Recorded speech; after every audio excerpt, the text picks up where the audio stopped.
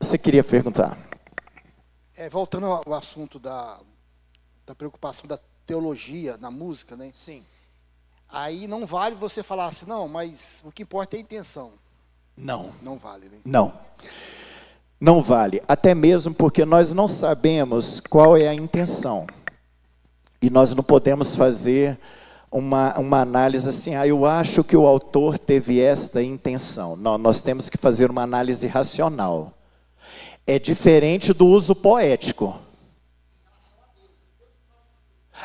Não, Deus não aceita não. De jeito nenhum, Deus não aceita isso. Não. Agora eu entendi o que você está falando. Não. Nem para cantar, nem para pregar. Nós precisamos cantar e nós precisamos pregar a verdade absoluta. A verdade absoluta, a palavra. E não existe meio termo para Deus, ele recebe ou ele não recebe. Sabor de mel, pois é. Pastor. Pois não, querido. Só porque o senhor tocou num ponto também que eu tenho muita dúvida. Às vezes nós estamos falando com jovens lá e surgem essas dúvidas, assim, ó. Uma dúvida que eu tenho nesse exemplo que o senhor usou dessa música Deus de Promessa. Uhum. É um erro teológico do autor que fez, ou é um erro cantar essa música na igreja? Que, por exemplo, assim, o autor da música é um músico cristão que tem, né? Quando ele fez a música, como nós não sabemos da intenção, que pode ser que o cara passou por um problema, nesse exemplo, quando ele está falando assim, ó, é Deus de perto e não de longe. Talvez ele estava passando por alguma coisa que ele possa estar sentindo que Deus estava longe dele. Sim. Mas então, assim, é a música que está errada ou é errado trazer esse tipo de música para cantar no culto na igreja? O que a Bíblia fala? Que Deus é o quê? É Deus de perto e Deus de longe. Verdade absoluta. A gente não negocia a palavra. Independente se ele estava passando algum problema, imaginou isso, tá? Tá errado. Errado é errado.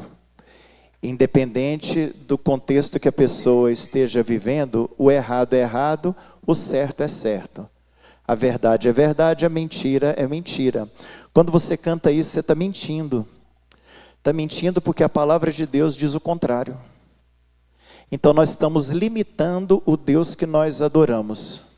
O Deus que nós adoramos é um Deus de perto, o Deus que nós adoramos é um Deus de longe. Ele mesmo diz a respeito dele isso.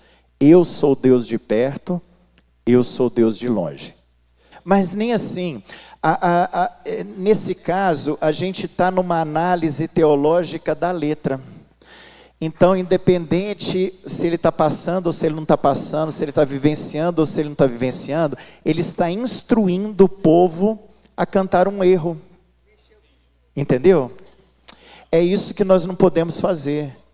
E é por isso que se a gente, por exemplo, uma música dessa é um desperdício, não é? Não cantar. Então a gente manda uma mensagem e fala assim, olha, a gente quer cantar sua música, mas a gente quer autorização para mudar de acordo com a Bíblia. Vai até abençoar ele para ensinar ele na Bíblia, não é?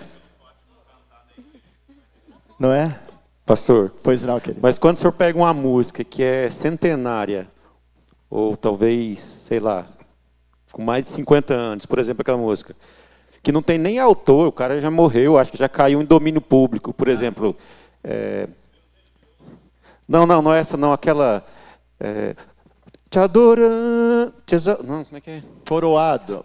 A gente já mudou, o pastor antigo nosso aqui já falou assim, não, nós vamos cantar coroado, não vamos cantar coroamos. Aí a igreja toda canta, bonito. Coroado.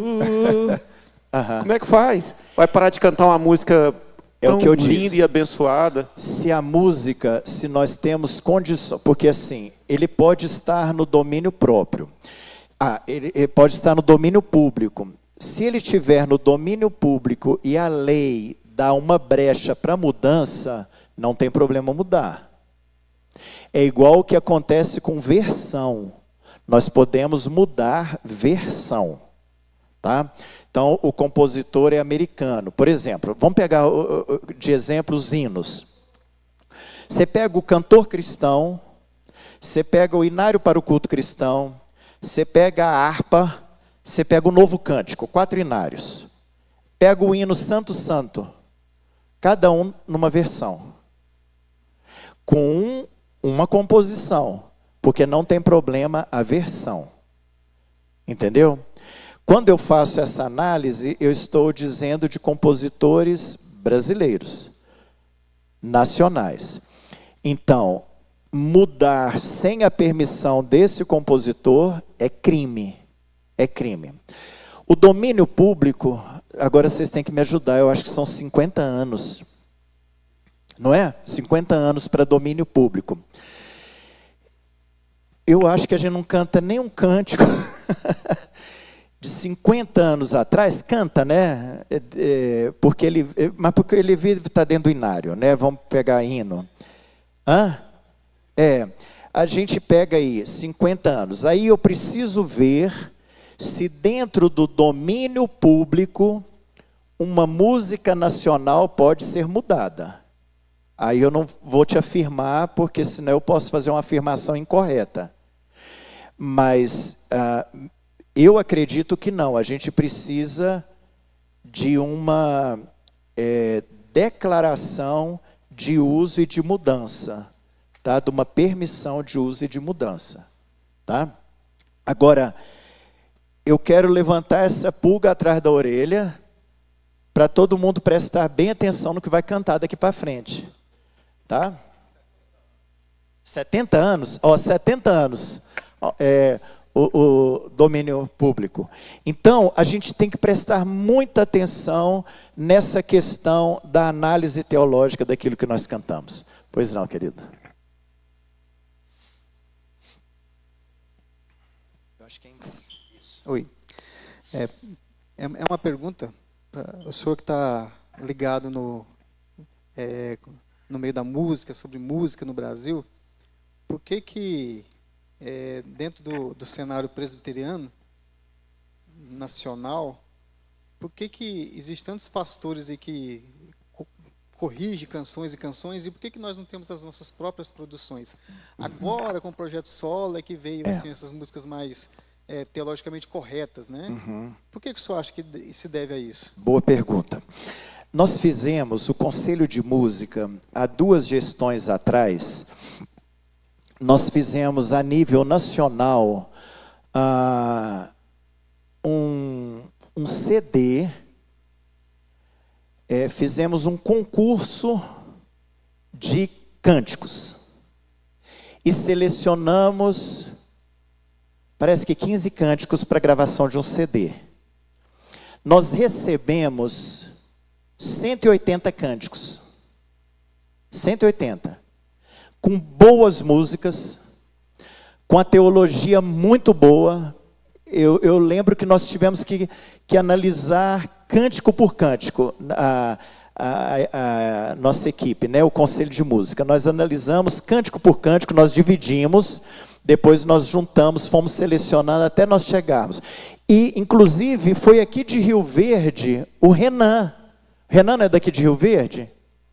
Pastor? Pois é, o pastor Renan foi um dos que foi escolhido para a gravação do CD. Então, se vocês entrarem no site do Conselho de Música da IPB, CHHM, vocês vão encontrar essas músicas disponíveis ali. Todas teologicamente corretas, com uma música muito boa. Tá? Isso a nível nacional. A nível nacional. Mas a sua pergunta é muito pertinente, porque muitas vezes nós não damos o incentivo, talvez, que devíamos dar, né? Na minha época de juventude, era muito comum os concursos de cântico, né? Então a gente juntava várias igrejas da cidade, cada igreja levava um representante, 2 representantes, era muito legal, porque a gente pegava esses cânticos e ensinava para a igreja. Então é muito importante esse incentivo, tá? Mas o Conselho de Música fez isso, tá? Eu acho que já está na hora de repetir, tá? Novamente, para a gente ter um outro agrupamento aí de músicas boas, teologicamente falando e musicalmente falando também.